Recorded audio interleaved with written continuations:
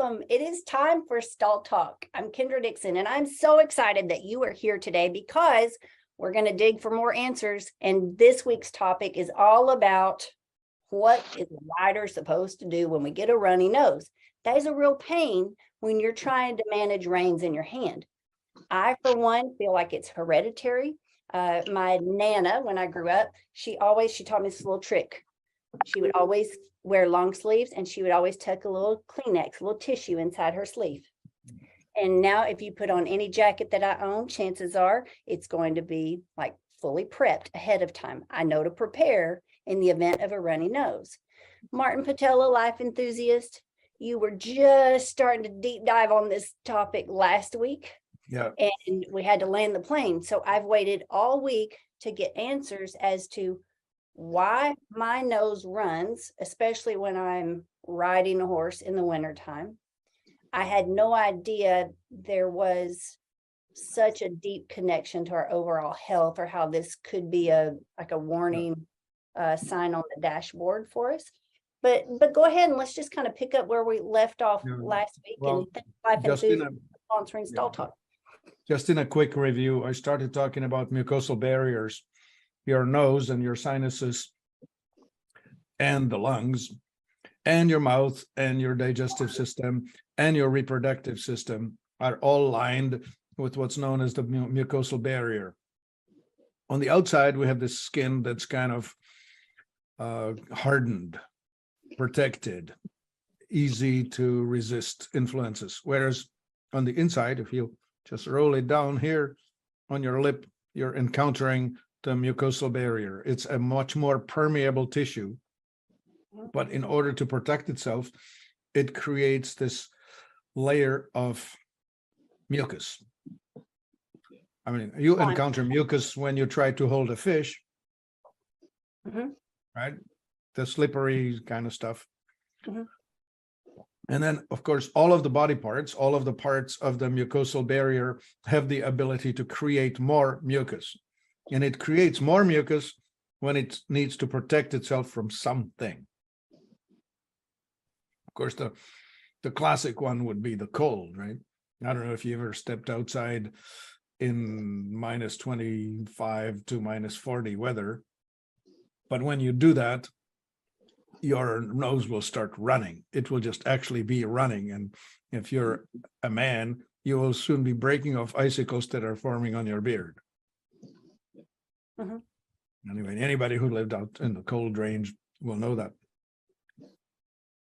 Anyway, so the body is protecting itself. So we need to give it the tools to better and more efficiently protect. And the number one ingredient is iodine. Okay. Iodine is the element that helps the body to build more resilience at the interface, at the mucosal barrier. The other thing is that, of course, an allergic reaction is a reaction essentially such that the body says, whatever's just coming at me, I'm not happy about. And you can be having an allergic food reaction. You eat something and all of a sudden you will have a belly that's swelling and you will just experience a rapid elimination. And it could go either backwards up out your mouth or outwards the natural direction, but you will still be getting rid of stuff really fast. The other thing that happens to people who are having allergic reactions is that they have to go urinate more often, which is, especially older folks know this from the evening or night, where they can't go all night without getting up. And there's a signaling molecule, it's called histamine. And you would be familiar with histamines or antihistamines from the allergic drugstore department, right? A histamine is the body's saying, I don't like this and I want to defend against it and make something happen that's going to defend. So when you have a histamine reaction up in your nose, you're going to be creating more mucus. You will have a runny nose. And of course, if you have an allergic reaction, you will have it around your eyes, in your nose, and you may also experience it in the digestive system. But I also mentioned the urinary, right? If you have to pee a lot, it's strong urge to go is usually associated with there being too much histamine that your Okay, body's. so I've never heard that. And I think some people, especially, at least for me, working outside, being so focused and passionate about what I do with horses, I don't maybe pay attention to mild or moderate symptoms. They have to be pretty severe for me to actually pay attention to them. I just deal with them and rock on. I forgot to make an announcement when we first started. Bo Peterson, WPRA breakaway roper and barrel racer, was scheduled to speak today as well here on Stall Talk. She just texted last minute she won't make it, but we will reschedule Bo. Martin Patella, back to you. So, No worries. So, okay, so I'm just describing the physiological stuff that's going on, is that your body is protecting itself. It's saying there's too much ingress, right? There's, I don't know, how do we set this up? Some kind of a defense, right? Like if you have a fence that's trying to keep something out, if it's too short, then it's not going to keep the stuff out. Right. So your body's trying to raise the fences or thicken, I don't know, what's the metaphor? Trying to catch mosquitoes with chicken wire is not going to work. Gotcha. You need a denser, thicker barrier, right? Mhm. So anyway, so there we are. What is the irritant is the first thing. And what is the defense is the second thing, right? It's a balance of life. If your barrier is getting worn, then it's going to be easier and more frequent, then you're going to have that reaction. Reactive to dog hair, cat dander, house dust, pollen of a specific plant, could be cedar, could be western poa grass, I don't know what, whatever. Any one thing, right? Like I discovered in my, well, I'll describe to you my progression. I was a bit of a sickly kid and I would get hives from eating strawberries.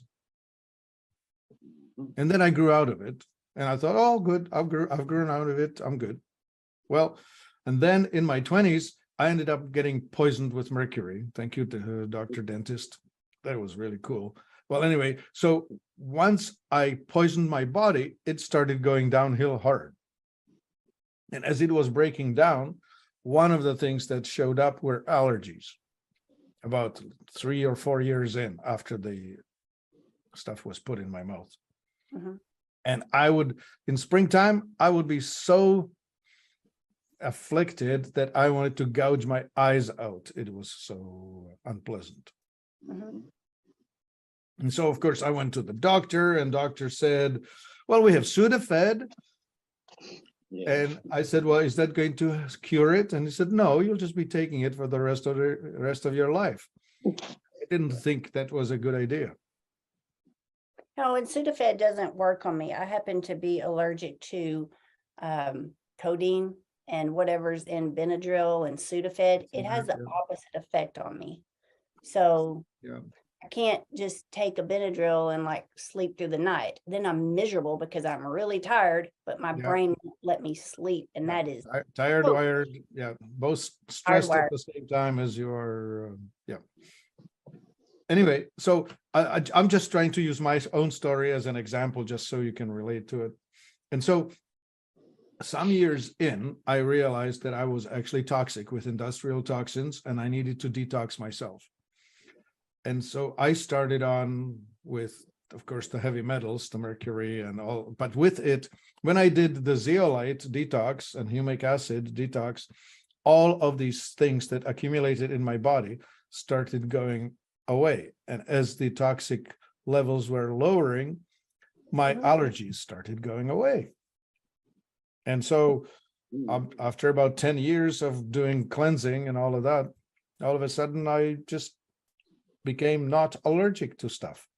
I'd like for mine to go away. Because it is just, it's something that I deal with year round, sometimes worse than others. Yeah. And my hands are busy. I am working with horses, as we all are. You're Yeah. probably watching Stall Talk because you have horses or you want to have horses. And I know I'm not the only one that suffers from this. Yeah. So I don't know if we need to try and analyze you, right? One of the ways of analyzing things is to take a hair trace mineral analysis, HTMA, where you snip off about a teaspoon's worth of hair somewhere close to the skull, usually under, somewhere where you can't see it. yeah, that's going to be a problem for Kendra. Yeah, well, yeah, we could just shave you up a wee bit. Make like a little, Yeah, Or- yeah, we make a little, Yeah. I don't know what, a divot. we'll Anyway, find a way. so Anyway. you harvest about a teaspoon's worth of hair and send it off to the place that does the analysis. And they send it back to you with, well, we have found this, and whatever. But that's simply just telling you what's wrong or what specifically. It still doesn't change anything about the fact that you still need to detoxify. So I often tell people, look, you can spend $150 on the analysis, or you can spend $150 on doing the detox. That makes more sense to me. So you just detox, assuming that you are toxic, and you save yourself $150 because you're going to get better anyway.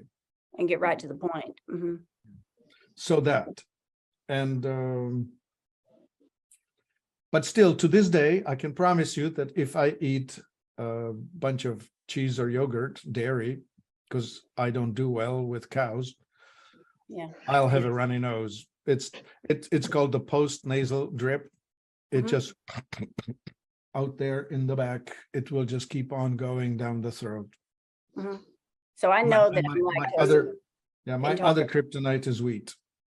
Okay. I don't know about wheat. I haven't paid attention to that. But for me, like I used to celebrate when I won a rodeo. On the way home, I would stop and get chocolate milk and powdered donuts. And if I did poorly at the rodeo, I would stop and drown my sorrows with chocolate milk and powdered donuts. And as the years went on, I was like, why am I getting so sick as I drive home? Like I am miserable. Well, it took me a long time to figure it out because I'm rerunning my run, right? I'm either relishing in the victory or I'm like, what went wrong? I wasn't paying attention to the symptoms fast enough. I am lactose intolerant. So I do not take a bite of cheese or milk or ice cream or anything with that. And I carry those little Lactaid caplets in my pockets and handbags. I've done that for years. Yes. So that will help, of course. Yeah. Mhm. Yeah. So detox, tell us about it. Okay, so we have this thing called zeolite. Zeolite is a natural thing that is created when a volcano erupts under seawater. And then, of course, as these things move around, it could be up on land.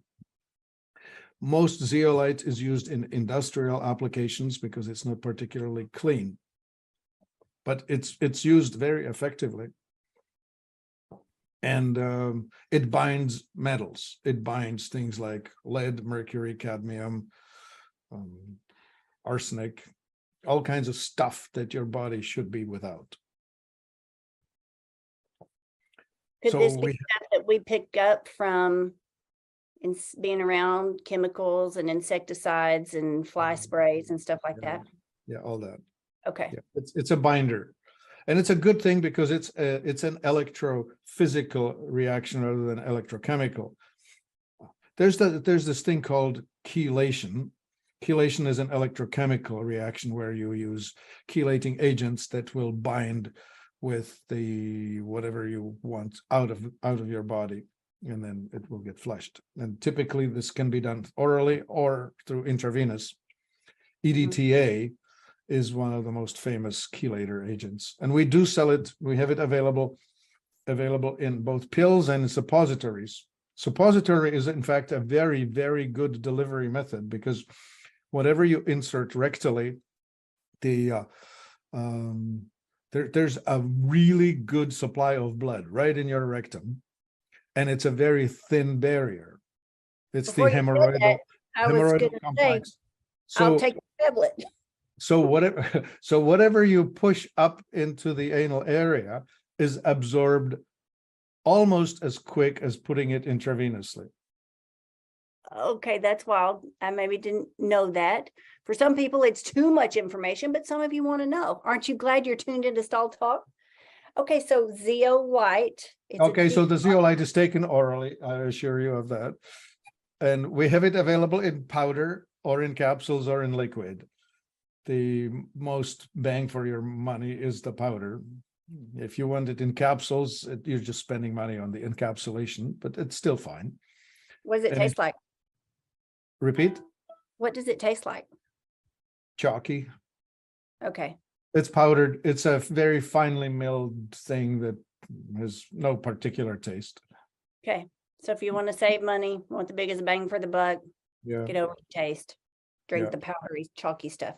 Well, I don't like a runny nose, so You're almost motivated. almost ready to try, yeah? Yeah. Hmm. Yeah, so as we lower the toxic burden, the immune system strengthens. Like my own experience was such that after a few years of detoxing, my liver finally stopped being overwhelmed, right? It's the liver that is involved in detoxification. It's the methylation, right? Methylation is the process by which the liver will neutralize toxic things. But when it's too busy doing other things, it just doesn't have the energy or spare time to do it. Mm. I think that's a strong correlation for a lot of different things. It's Yeah. making me think about horsemanship.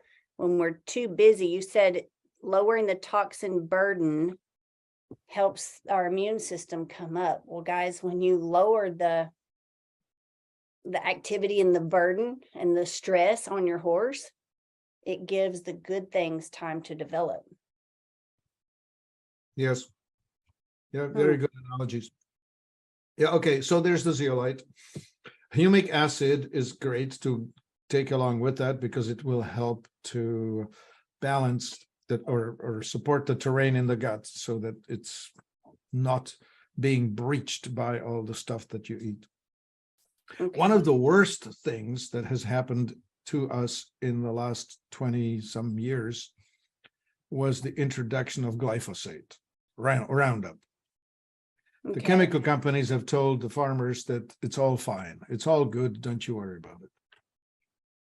Roundup was originally patented as an antibiotic.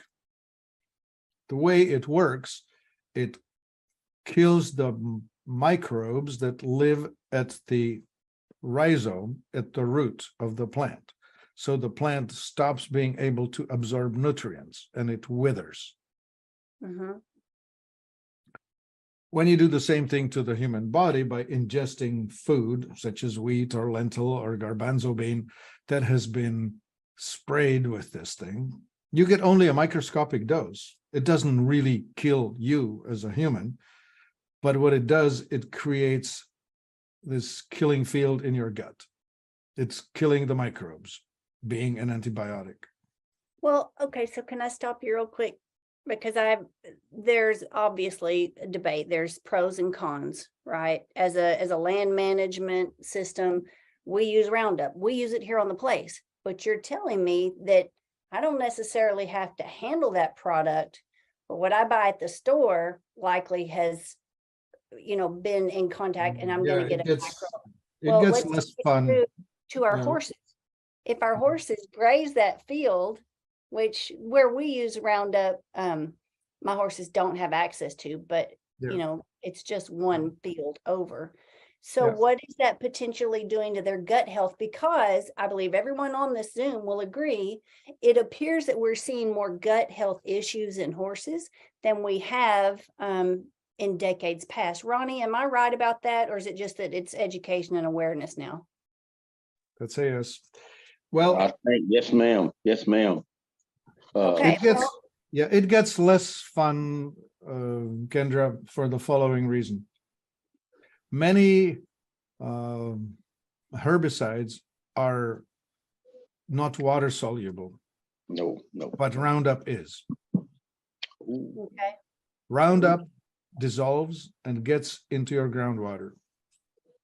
It runs off into your creek and it runs off down into your aquifer, wherever that is. So if your well is somewhere downstream from wherever you're spraying, whether it's you or your neighbor or whoever, it gets in there. These days, it's been analyzed and found that it's raining Roundup in the United States because it evaporates with water right. and it's everywhere. It's in the cycle. So even an organic field is now being rained on Roundup. Okay. It's not a good thing. Okay. You have been sold the product as safe by people who are interested in selling it. Mhm.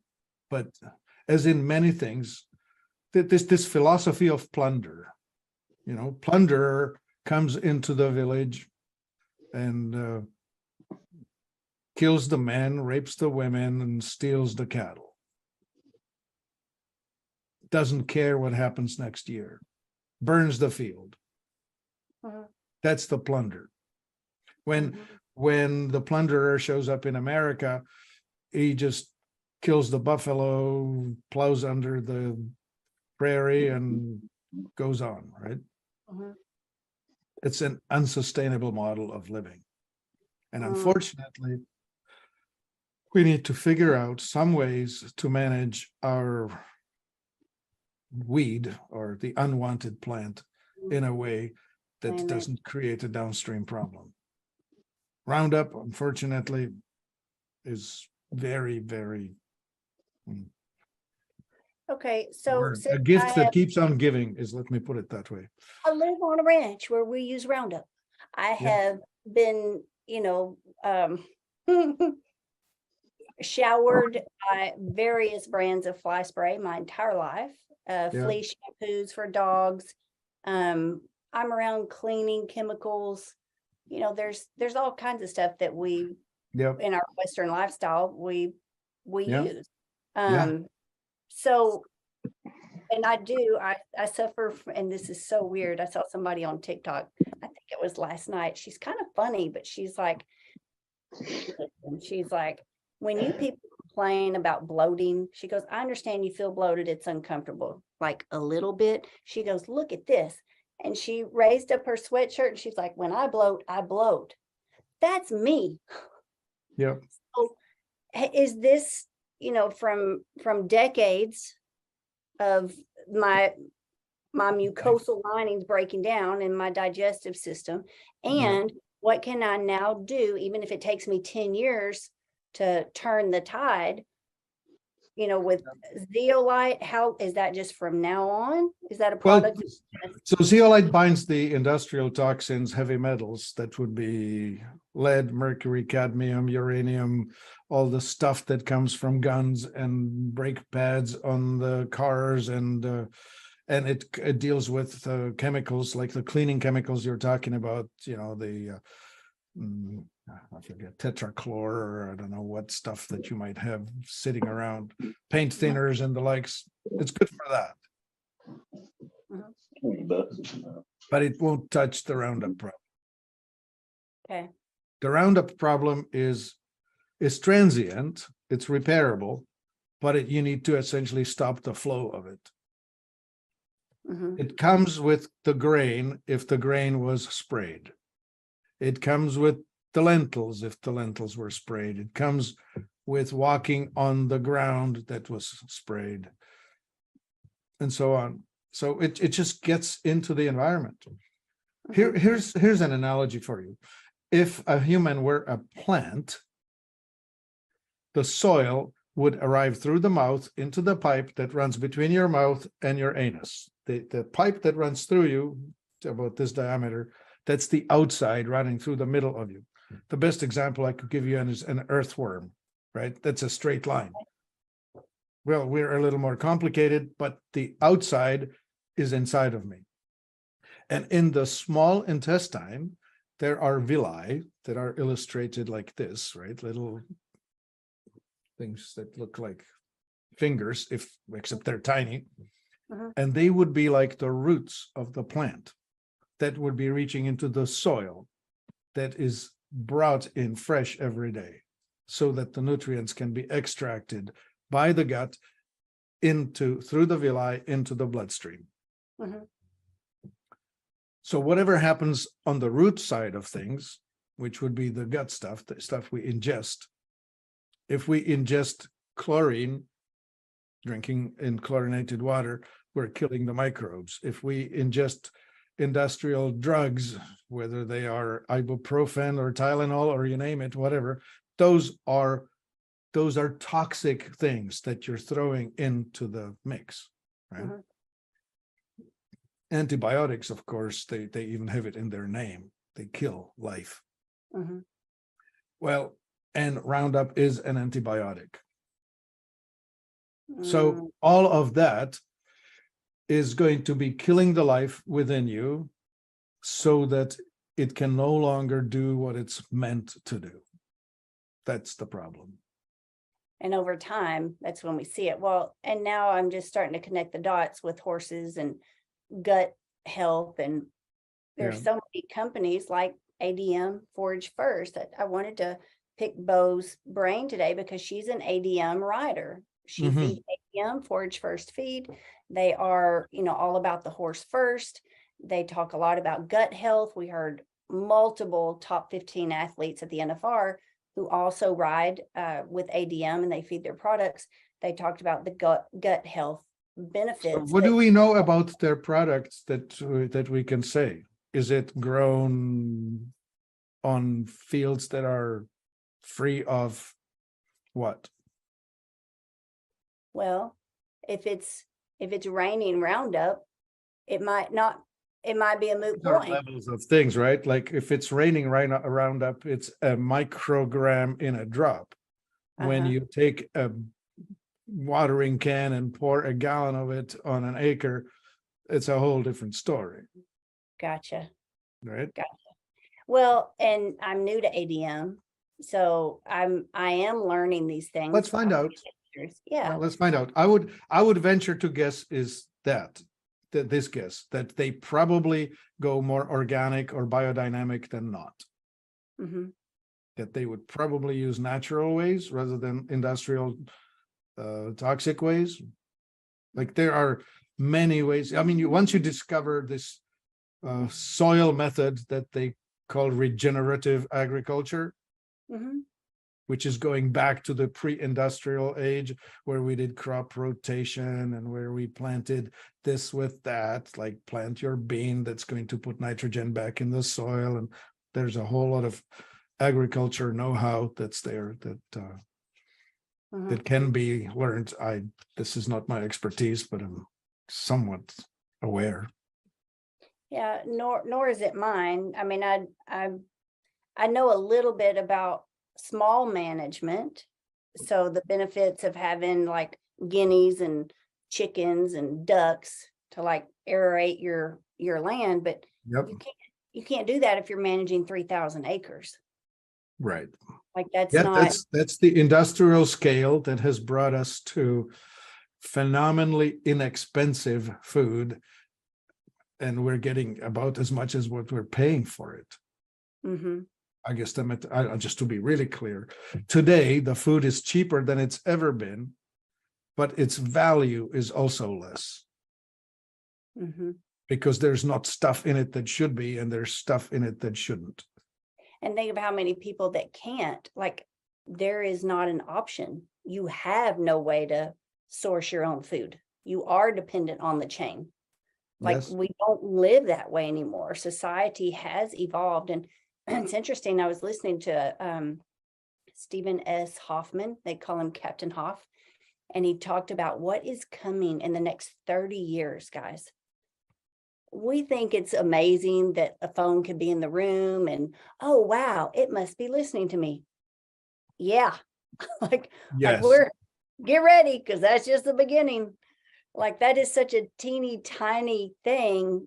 They're so far ahead of us, guys, and being able to print food. I didn't know that. They can print food, the not natural, so it's not going to be real chicken, it's not going to be real beef. That is all in the future because we have gotten away from sourcing our own food. Yeah. You know, when I think of that future, I think that future is going to be a dead end. 'Cause- Well, he anyway, talked that's my yeah. opinion. he talked Anyway, about one day will you should evolve. try, one day Yeah. you should try and look up Dr. Zach Bush, ZACHBUSH. He's lectured many times. I don't know if he'd take the time to talk to our little group, but his lectures are on YouTube, and he's very eloquent, and he explains the futility of fighting nature instead of harmonizing with it. Mhm. He does a very good job of it. Yeah, so this guy was talking about people that they want to ship to Mars and have and let the human race evolve to where it can, be Sure. able to exist on Mars. It's a 6-month trip just to get there. And they talk about how miserable the first humans there are going to be. Who would sign up for that? But that's what their plan is. It's crazy, guys. Like here, Lori and I are sitting over here with the Stall High app going, woo, we are running with technology. And like the ability to measure, review my ride and the physics of it, and kind of dipping our toe in the water of neuroscience. And there's a whole other world out there. Like there's a whole other, percentage of the population so far ahead of us that it's pretty mind-blowing. So even though these are hard conversations to have, guys, and you may be listening now, or you may be listening to a replay, and you may immediately get defensive because you've been using Roundup for however many years and it serves you well. There's nothing wrong with having the conversation. And we do need to think beyond our own 3,000 acres or 3 acres. I don't know how much you own. That's a moot point. We are a community, we are a society, we are a nation, and I, for one, love the learning process more than I ever had before. So restoring the health in the gut. We were talking about becoming very bloated, and the bloat is essentially the effect of many, many micro injuries. If you could visualize hitting your thumb with a hammer, the next thing that happens is it's going to swell up and be throbbing and be unusable, right? Which is redness, heat, swelling, and loss of function, plus pain. So if this same sort of an injury were happening inside your gut because you're pushing stuff into your gut, let's just visualize a billion tiny little hammers hitting every single cell in your gut, each one of them responding the same way as your thumb did, by redness, swelling, heat, pain, and loss of function. And the swelling is essentially water rushing in so that we can try to repair stuff, right? Like if I punch you in your face, it will swell up, right? Yeah. No, So that's okay. happening internally. So And inside your gut, is that our stomach bloats, which that's because your small intestine is taking on water in response to the injuries. And so you're going from flat belly to 6 months pregnant inside of 4 hours. And I for one prefer the flat belly, especially when Of course you do. Sign of health. But there's the thing, right? The micro injury was caused by whatever happened only an hour earlier. Fast. It does happen fast. So zeolite, we can find that on Life Enthusiast. Yes, ma'am. And that's something that we stay on long term, or supplement? So when I Right. was first doing the detox, I was taking a dose that was like zeolite, you pee it out every 4 hours or so, doesn't stay in your body very long. So I was taking a dose every, morning, lunch, dinner, bedtime, on and on and on, all the time. Mhm. These days, I just take one capsule in the morning as my insurance policy because I know that I still ingest, I go eat some fish. If I eat tuna, I know I'm getting mercury. Mhm. If I get in the car and drive in city traffic, I know I'm getting brake pads, metal dust. I'm inhaling that because every time you brake, you're just wearing the metal. That's Dude, we have tractors and diesel and like Yeah. there's generations of grime on every piece of equipment we own. right. Yeah. Yeah. So you every day. go handle aluminum pipe, right? For Yeah. irrigation. You come home shiny. Well, guess what? You have just absorbed a whole bunch of aluminum. Your body needs to deal with it. Mhm.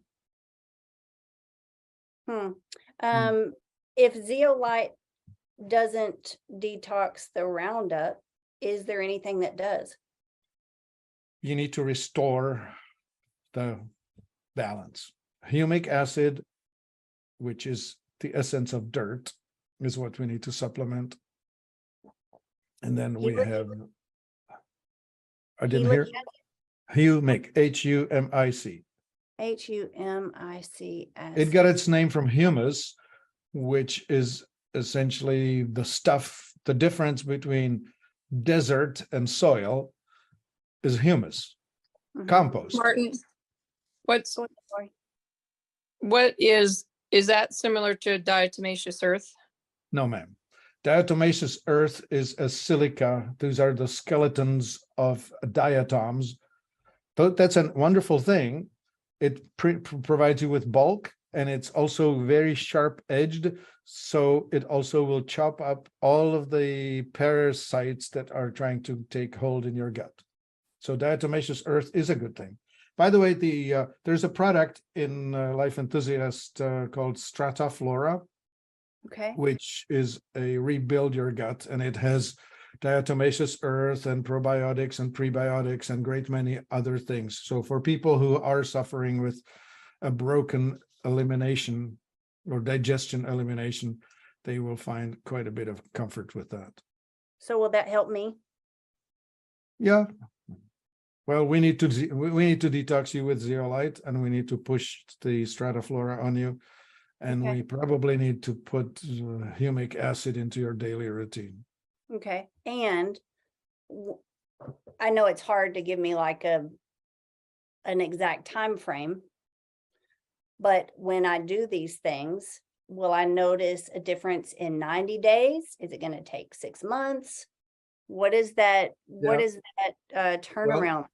We estimate that it takes about a week of repairs for every year that you were damaging. So you probably have about a 30 weeks worth of recovery, of which, when you look back from 4 weeks in, you say, I'm better now. And when you look back from 12 weeks in, you'll say, oh, I'm way better now. So it's a gradual, right? I mean, as you go downhill, you go in. It's never a straight line. It's just you go and you say, at 25, I was this. And at 35, something happened, some kind of an event, something, whatever. And life was worse since then. And Disrupted. a certain ability was lost. And Yep. then something happens at, I don't know what number, 47. I don't know. And boom, you go through a gate. It feels like a one-way ticket. All of a Mhm. sudden, something isn't like it used to be. Anyway, so we can rebuild, we can come back up, and it also doesn't happen in straight line. It's build up, something lost, build up more, something lost. It's 3 steps forward, 1 step back kind of thing. But we do get a lot of function back when we start doing the right stuff. Well, and before we click live and went on to multiple platforms today, we were talking about how cool it is to learn more about our brain and dip our toe into neuroscience. And I'd heard an audiobook this morning just talk about the size of the room matters depending on what kind of task you're working on. When you want to be real creative and you want things to flow and you have like you want to dream big and set big goals, go outside or be in a big open space with a high ceiling. Scientific, they've done studies on this, so they have proof, research to prove it. Well, when you want to be more detail oriented and task focused, if you'll get in a space with a lower ceiling and things are a little bit closer, that changes your productivity because it changes your mind. Yeah. And you had said we really have more control than we think. And that's the way we end this session. We do have more control than we think. I don't have to live with this little tissue. I don't have to repeat my Nana's life cycle and carry a little, security tissue with me all the time. That's a pain. It's a real pain when you're on camera and you're riding a horse. Yeah. Yeah. So I wanted to mention, I said before, pH balance on the inside. This is the acidity, which causes the anxiety, or the alkalinity, which may cause depression. We control that with our food inputs, depending on our metabolic type. Either the fat is calming or the starches are calming, or vice versa. You need to figure yourself out, each of you individually. It's not universal. It's like left-hand drive, right-hand drive. I can't tell you which you are. You need to figure out. But once you know, if you're anxious, you're overly acidic. You can undo that. Dr. Martin, do you believe that us that deal with horses and animals a lot, that we could possibly have parasites? Yeah, a lot of parasites are really a big deal. We all should be deworming twice a year, spring and fall. That's a good question. When you tie calves enough with a pigging string and you Mhm. tie enough of them down, Oh, I just got that Yeah. visual. yep, buddy, that is a fact. Yeah. Or you're around cattle enough and do what we've done, you Yeah. learn to keep your mouth shut. Yes, ma'am. Or yes, That's sir. a fact. Yes, sir. There's this lovely thing called ivermectin, which Yeah. has got so much press lately, and it wonderful. does so good. We use it. So I have a question about that just real quick, and maybe you can answer this, maybe not, but someone had brought that up recently and they take the liquid form because they trust the concentration to be the same. But they said if you take the tube and you're administering a tiny drop at a time, you may not get the same, Right. may not get the Yeah. same dose. It may not be distributed in that paste the same. A horse would probably take the whole slug, and so they're going to get it. But if I'm just doing a dollop a day, Yep. a little dab will do ya. Yeah, I may not be right. getting a consistent dose. Okay. What people don't understand about Ivomec, it was designed for humans in the beginning. Mhm. Yes, sir. It is not that came out- America, as in United States, is the exception in the world because it's so controlled by the pharmaceutical industry. Right. Everywhere else on the planet, it's over the counter, and you want some, come get it. Yep. Just south in Mexico, you just walk into any drugstore and pick it up. All Um, kinds of things. As far as the homogeneity of the product, that's the issue here. Yeah, okay, it's easier to make liquids more homogeneous than paste, or just take it once a month. You don't need to take it every day. It's a silly thing to be hitting yourself all the time. Well, I I would took say- it every day during COVID as No, I would as still do instructed. once a month, 12 milligram for a human. 12 mil. Well, whatever the veterinarian tells you to give to a horse, which would Uh-huh. be a 1,200-pound animal. Well, take a tenth of that as a 120-pound animal, you'll be fine. Okay. One cc per 100 pounds. 1 cc per 100 pounds. That's about how you figure it. We get ours. It's a vet at Borica, and he has his compounded, and it is a liquid, Mhm. and you just pull it up in a syringe, and Squirted it. you got it on the syringe, you got how many cc's, milligram cc's it is. Yeah. And we need to shoot it in your mouth. His has an apple flavor to it. You can put it in, you can just squirt it in your mouth or put it in a soda pop or coffee or something and drink it. Yep. Works pretty good. I want to make sure that the public knows, if you're watching now or replays, I'm not a doctor. No, I'm not a doctor either. Talk to your veterinarian. So we're not giving you medical prescriptions or subscription. We're just sharing stories about what we do and what we've heard other people do. So it is completely your choice to make, but we do want you to be a more educated horse owner and a more educated rider so that you can be a better steward of your horse. And that means taking care of yourself too. And that's what we're all about in 2023, so that we can rodeo stress-free. It's a pretty lofty goal, guys. But like Martin just said, we control more than we realize. And we don't have to put up with things that stall us. You're really not stalled physically as much as you think you are. Yeah. There are answers. And when you have the answers, it makes things Yeah, your horse is probably more easier. intuitive. Yeah, your horse is probably more intuitive than you are. So if you do what the horse wants to do, you'll probably end up in a better place. Well, you definitely made us think through situations. And now I'm thinking, like, how much contact of my horses that have had gut issues over the years, how much contact did they have with ground, soil, plants, hay, stuff like that, Yeah. and I'm going to have a conversation with Chad tonight and find out, like, what are we spraying the fields with? Because our coastal hay is kicking. Like, we make really good hay, but now I have to think all the way through that system, right? Is it, So what is it is a toxic what's hay the or is it a downside? healthy hay? Does it have toxins? If so, how much? And how much is that affecting my horse's performance? And I haven't even considered it.